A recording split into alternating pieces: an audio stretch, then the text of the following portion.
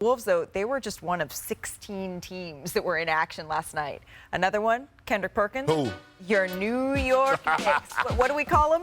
Big body Brunson. Well, he made some history in the Bay last night. What'd he do? Became the first Knicks player to average 40 points over a 3-game span since Carmelo in 2014. Here's how this one happened. It was really a rough first half. Who picked the Knicks to win this game? Me. Steph Curry pulls up for three. These are shots usually Austin we just see him make like clockwork. Just couldn't get it to fall in the first half. Listen, I don't know if it's a new era or what's going on. I would say Steph's been dominating all year, but this is look at this. Well, one thing that did happen, we do know, was Deuce McBride. He was all over Steph. He finished 2 for 7 in the first half when Miles McBride was the primary defender. And one. That's why I call him Big Body Brunson. You give McBride some love here. Yeah. You should. Give McBride some love. He earned it. This is early in the third quarter. Watch this. Brunson. Ooh, little fancy dribble, drive to the contact, reverse. Hezzy. He gets upset after the play. Let's just take a look here why. Takes some contact in the face from Draymond. Twice. He did. Well, and then look, twice. He even looks at Bob Myers, our colleague and former Warriors GM, and says, hey, was that a foul? It seems like Bob had to say yes, because he said, thank you, I appreciate you. The Knicks, they lead 99-88 after the fourth quarter. This is all gravy, Perk. All gravy. That's his sweet spot right there. Getting to that mid-range, pulling up floaters in the lane. And look, I can't say enough about Josh Hart. Wow, 48 here's minutes. Steph Curry Triple-double. after the game. Typical 10. Right now, I think I could care less about where you're at. It's just the consistency of how we're playing. That's the most important thing, because honestly, who cares what seed you are? If you play like we did tonight, 6, 7, 8, 9, 10, whatever it is, doesn't matter. You're not going to get very far.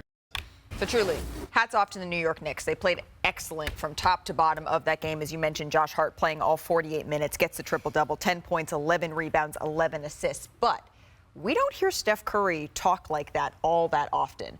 The Warriors are back in 10th. That's where they've spent the majority of the second half of the season. The expectations are obviously for the 4-time champions to do much more than just make the playoffs. But is Steph right? When he's talking like this, is it time to just sort of write them off? I will not write them off. I will be happy to be late on them. I will be happy to be told that you were wrong all season long when you believed in them.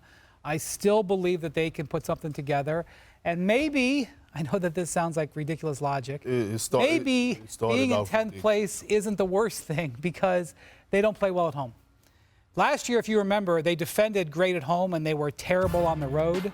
This year, they're a good road team. They just won in LA the other night, although AD got hurt. And at home, they're average, below average. So I don't know, like maybe having to win 2 road games to get into the 8th seed might not be the worst thing in the world. So, Wendy, you said put something together like what? They were just playing some of their best basketball. No, I'm saying put something together like what? To make a what? What type of run? So you get into the playoffs at the 8th seed, you play up maybe an inexperienced Thunder team, try to get hot. Steph's cold right now. Maybe he gets hot later. But we do realize the road that they have to get, that they have to go through in order to get to the postseason. Right now, you're looking in the play-in tournament. It's the what? Lakers, Sacramento, and the Maverick, Phoenix, right? Yeah. And so Golden State is not better than either one of those teams. And when I think about Richard Jefferson, and it irks me to my soul to have to acknowledge when he's right, but he said they're trash. They suck. He did say that, verbatim, direct quote. And they do suck. And look, last night was a prime example. You're at the crib. The Knicks don't have OG Anunoby, their best defender, and you let New York come in there and they basically punk you.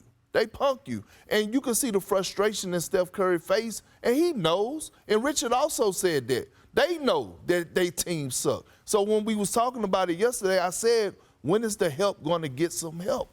Like, if Steph Curry is off, who is going to rise to the occasion and elevate them to help them make another run in this tough Western Conference? I don't see it happening. You know, it's interesting to watch just because we have such a high respect for them, Wendy. All of us do. Yeah. Based off of their past of what they've done. It's hard to count a team like this out, especially when the basis, the core. The nucleus is still there. It's still there, right? Mm-hmm. And Steph's still playing at an elite level, maybe not prime Steph, but he's still very, very good. So you have that hope, but I'm a what have you done for me lately guy. And I'm looking off of what we've seen this year. They don't guard the ball. They don't defend well, not consistently at least. Offensively, it is, I don't want to call it a train wreck, but I don't know what they are. You know, we always talk about identity with teams. It's been tough for them to find that because with the emergence of Kuminga, who's one of their young players, he's a different type of scorer than what they traditionally have based off of just shooting a ball movement. So their team hasn't really gelled together.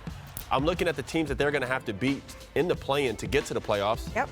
And it just doesn't seem likely, man. It's hard to let go, but I just think we're in a new time and space. They hold on too long. Yeah, I just don't see it. Well, and look at their odds to even make the playoffs. It's not the play-in that's make the playoffs. To have to win 2 single elimination games is incredible. Versus teams that are better than them. I've been around too long. Yep. I've seen too much. I agree with you. To kick dirt on I'm with you. all-time greats. I'm with you. Won't. I'll be glad to be late. You don't bury the embers of a dynasty before every last bit has burned out. Nobody's kicking dirt on the all-time great. We're just keeping it real. Well, That's okay. Perk. I feel you. And normally I'm on your side but on this one I'm gonna stay over here. Yeah, I think I might be on Windy's side with this one as well. Wanna try to boast at what I look like. Think I'm gonna try to wear, pull up all brains. Jimmy with the heat, I'm on fire. It's 88 over here,